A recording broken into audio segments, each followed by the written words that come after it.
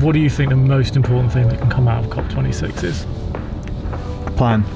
I think governments need to move from words to action, and we need to understand how they're going to achieve their ambitions.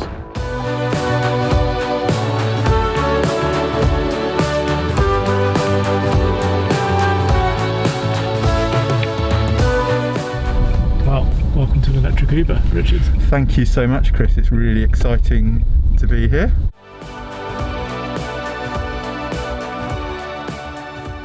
Hitachi's been involved in a programme called Optimise Prime now for a couple of years. It's an innovation programme with working alongside UK Power Networks, SSEN, Royal Mail, Centrica, and then of course Uber. Yeah. And we've spent a couple of years just trying to understand the impact of electrification on fleets, and trying to analyse the data and think about, as we electrify, what are the impacts going to be on the electricity network, and what are the barriers for adoption. I think that this work has been a really useful way into understanding what does it look like when everyone starts to go electric. How does that change the way our networks work? How does that change the way our city work? How do we understand the movement of a big population of people around the city? It's a complicated problem, but I think it's a really important one. For an Uber driver, charging might be perceived as downtime when they're not earning revenue. So we need to understand where the best places are to put charging infrastructure.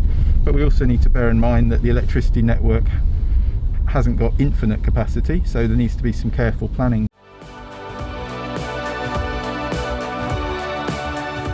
I think it was a couple of things. First and foremost, it's the right thing to do, right? Like, it's just transport is a big source of emissions. We've got to reduce our emissions as a society. Yes. Uber is already and has aspirations to be an important part of the transport system, and so you can't really have a long-term strategy on that front without a view on how you're going to get to net zero.